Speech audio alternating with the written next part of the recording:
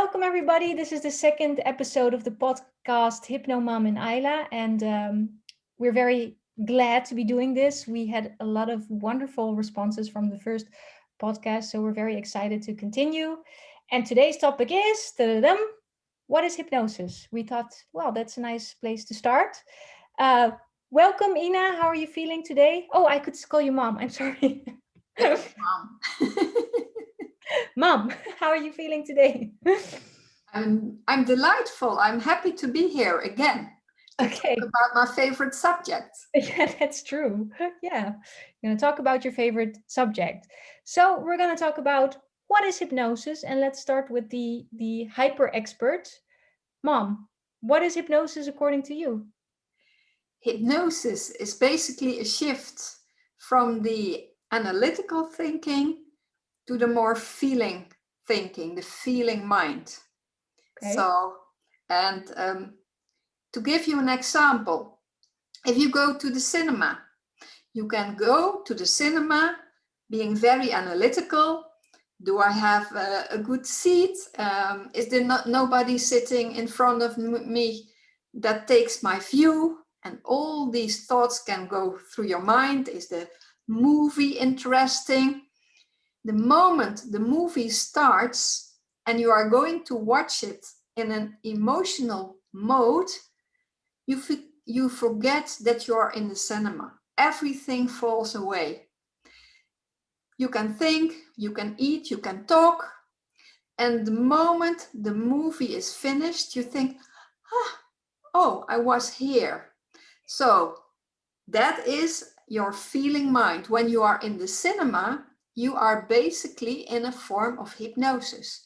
But imagine if you are sitting right next to the director of the movie and he starts talking to you.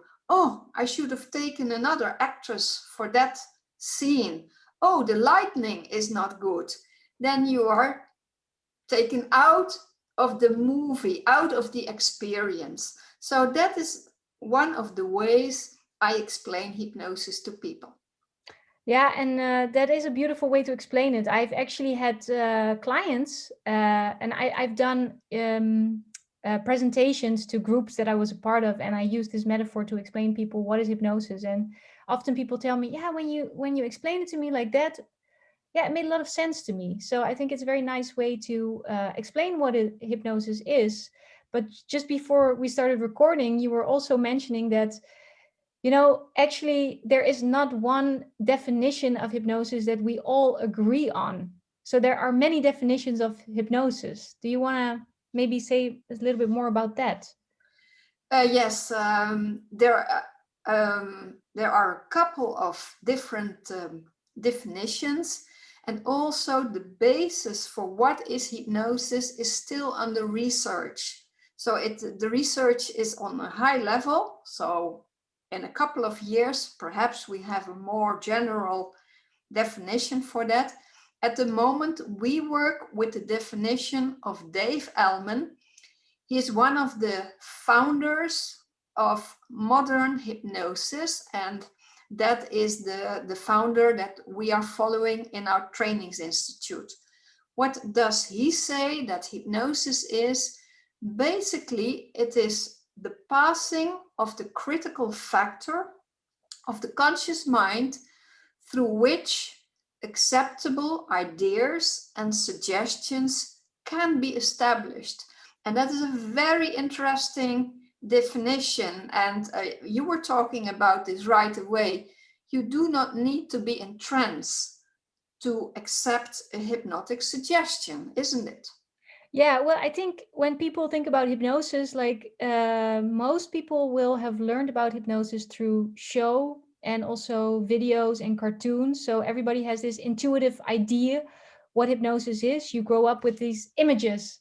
So these images are when somebody is hypnotized, you see them like this, and it seems like they're under control of another human being. And it seems to be some sort of trance state where the person is not there, or where the person is sleeping maybe. And actually, when I started working with hypnosis, what I realized is that hypnosis is not trance.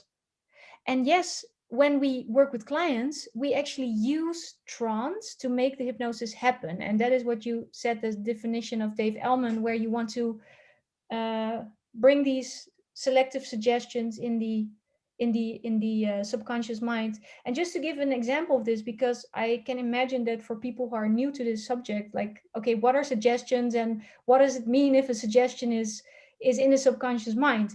um, so a suggestion is like, it can be anything. It can be an idea you have about yourself, like, I'm good, or I eat healthy. Like, these are the ideas that we have about ourselves.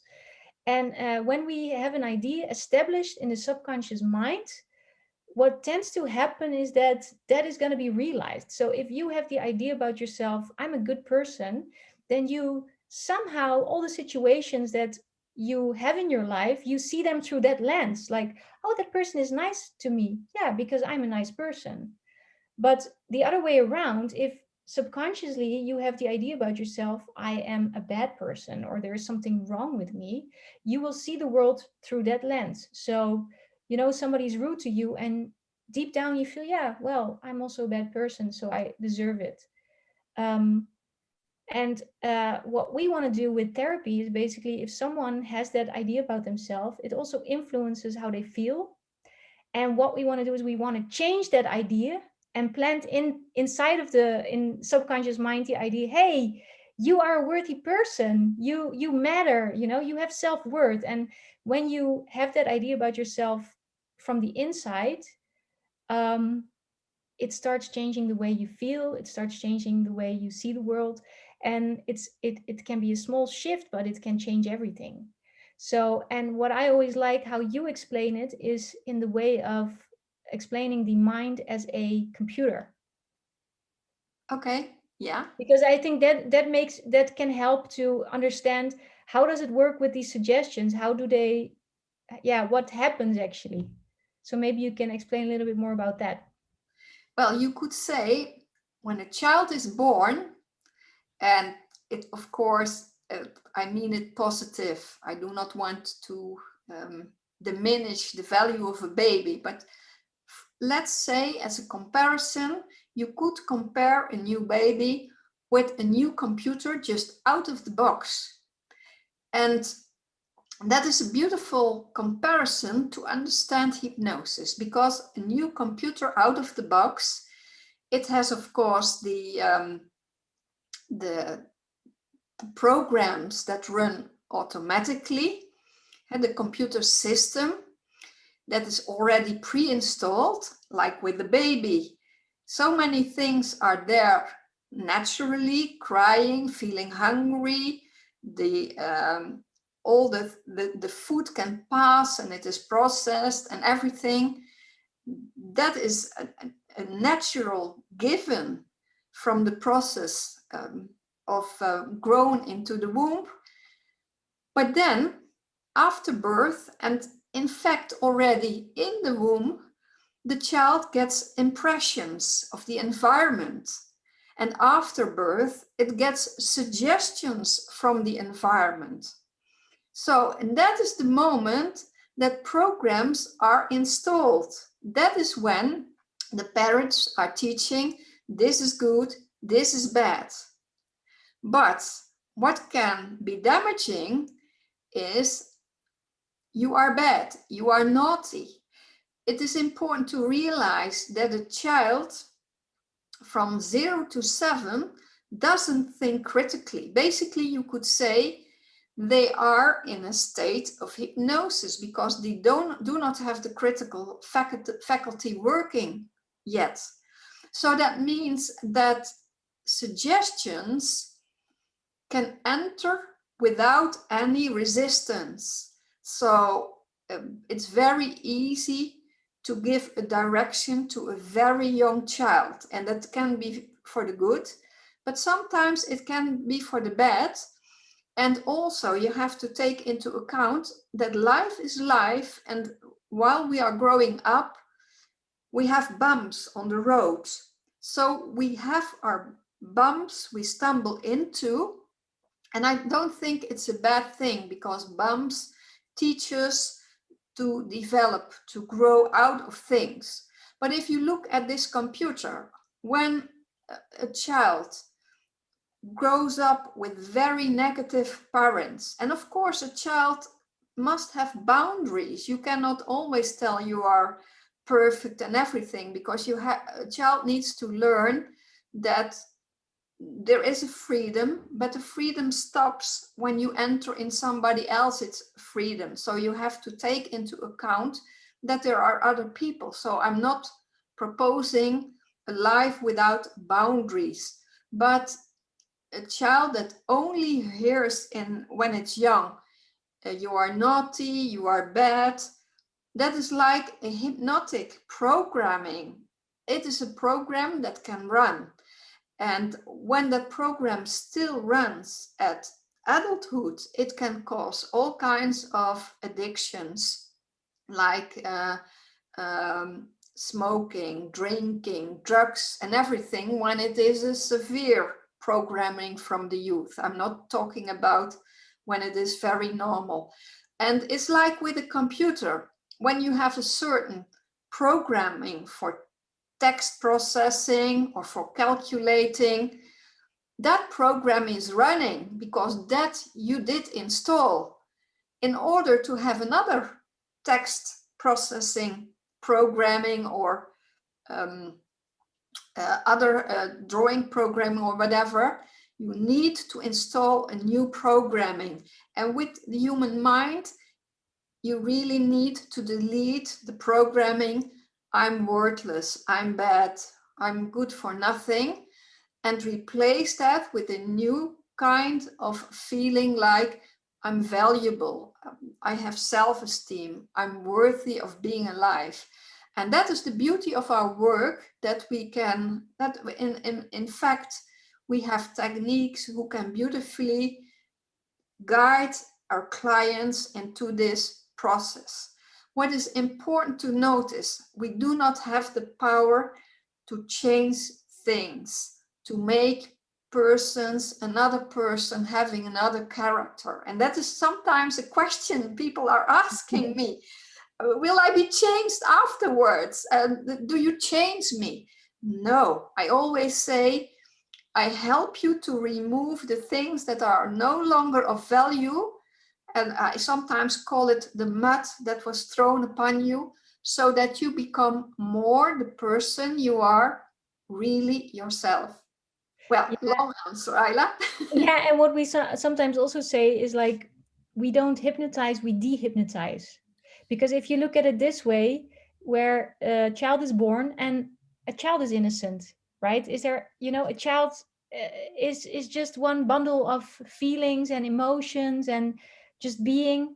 And then the programming happens because of the experiences, because of the suggestions other people give, because of the suggestions that society also puts there. I, I have this new example that I use to tell the clients that, you know, when you're born, it's like the law of your life is written. Like you get all these identities, like boy, uh, uh, Dutch person, African person. It can be any sort of identity. But let's take the identity of, say, a girl, and it changes so much in your life actually, because if you go to a perfume shop, it determines which side you're going to walk. It will determine that you're going to walk to the side with probably a lot of pink labels, the female scents. Whereas in reality, maybe you like a male scent, but your behavior is already stirred from that early programming. So what we do is we dehypnotize, and not to worry, we're not going to take away your gender or anything. Although there are people nowadays that don't identify with one gender. Did you know this, Mom? Yes, of course, there is a lot of information nowadays. Yeah, Yeah, yeah. I think it's really interesting, and I follow a lot of people on TikTok, and it's very interesting that people want to be addressed differently, not in he, she, but in they or even it. So the societal programming is already changing, I guess, in that regard.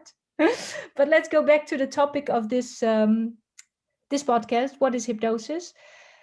So yeah, I What always I would like to say is that hypnosis is all around. Everything is hypnosis. Basically, if you look at suggestion, when you are born, you start getting suggestions. And because you have no resistance, those suggestions enter your mind so easily. And when you get older, it's very difficult to crawl back to the moment you were a child. Do I agree with all suggestions that were given when I was a child? But your view on the world is determined. So, for instance, if I look at other cultures, they have complete other ideas because it is from centuries. We are not so very original in our idea. It's already formed. There's already a cask around the way we think. So it's difficult to think out of the box because so many things are already a given before you start thinking. Yes. And that's interesting to think about, because how much are we molded through the generations, the way our parents were raised, their parents, etc. So Yeah. we are not value free at this moment. History is very important in this regards. Yeah, that's true. Very, very interesting. Yeah. Yeah, I always think about a client's his personal history, but in fact, you can take it broader and you can take it back in the family lineage, but also in the culture. And there's so many aspects at play. So we are very interested in this topic, as might come across right now, because we're going everywhere. Um, I yeah. So think just to I to think take. it would be interesting to talk about a critical factor, Yeah. because that explains hypnosis a bit better. And the critical factor is basically when you are this, we talk back about the baby, the computer and everything. When you are this new baby or this computer out of the box, then you do not have a critical factor. So that means that all information enters very easily. So if your mother is starting to explain that snow is beautifully purple, you accept it. Only when you get at the primary school and all the children start talking about white snow, you are in a bit problem. Perhaps your mother had a color blindness or so, but you see, something is wrong. We all accept white snow, a blue sky, a black night, a round ball. When people start talking about a square ball, it hits your critical factor because you think, that's not in my subconscious mind. So now, how does this critical factor works? From 0 to about 7 years, then this critical factor is building up. And basically it is how much information is on the hard disk in the computer. And if there is a lot of data, oh, now I can start comparing. Is it there inside already or is it not inside? Once it's inside and the new information is something different, throw it away. I don't know it. If it is the same, it is allowed to pass, just like a firewall in the computer. And so you see, when a person starts smoking, then a new program is entered in the computer. And we are going to have one of our podcasts on smoking, because there is a lot to talk about, I think. Yes. But then you have that program like, I'm already smoking, give me a break. Do I have to change so much? So the suggestion for being a non-smoker is not easily accepted. And once it's accepted and still the old program is running, it's easily rejected after a week, after 2 weeks, after a month. So because there's already an old program running. Yeah. And that is basically the critical factor. What happens in hypnosis? In hypnosis, the critical factor can be bypassed more easily. But it's not only through hypnosis then that the critical factor can be bypassed. It's also through authority, fear. And I think the critical factor, we could have a whole Can, podcast on it, because can if I you, give an example of this? Because I have a yeah, beautiful example. yeah, Because I went for my license 1.5 years ago, and I had a authoritative instructor, and I get a little bit scared with authority, especially when they raise their voice. And there was this crossing, and once he would really, I made an error over there, and he got a little bit upset with me about that.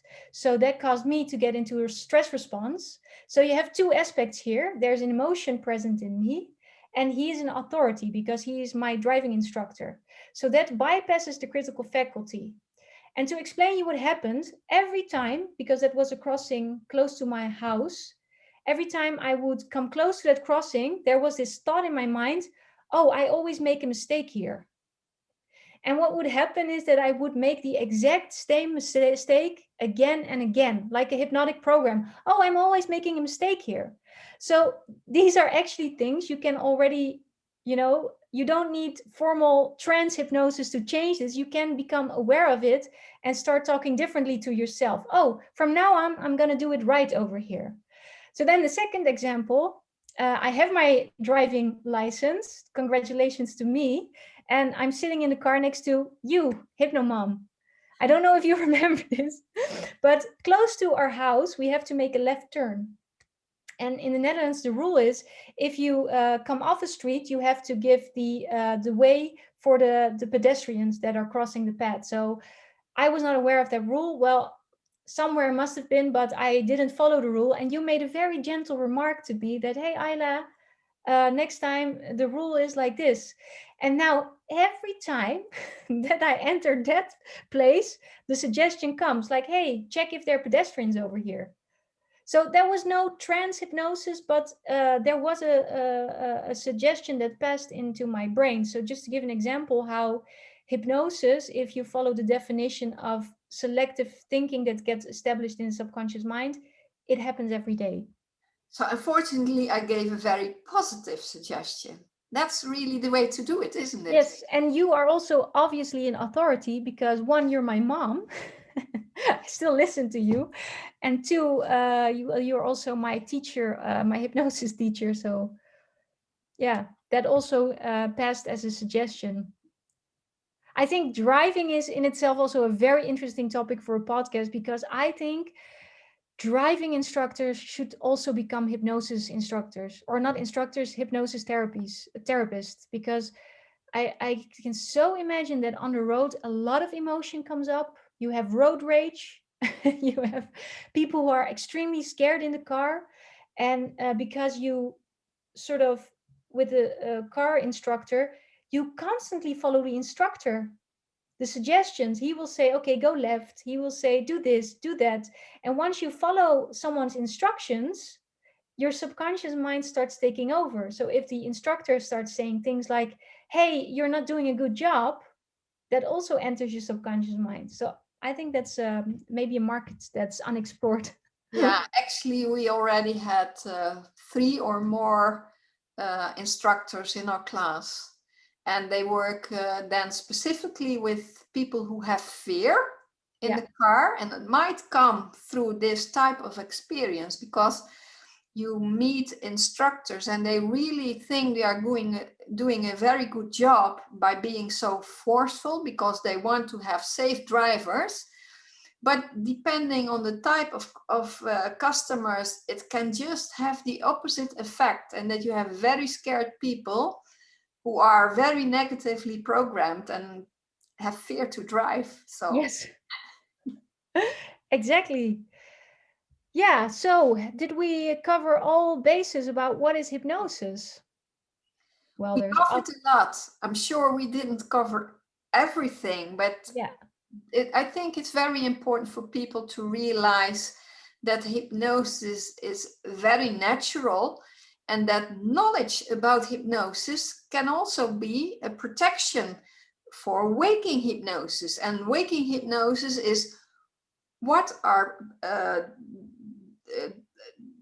what I'm lost of my words, but like it is waking hypnosis is used all around us in advertising, marketing, politics, and it's not always with the very good intentions. So the better you are aware of, is this a suggestion I want to follow?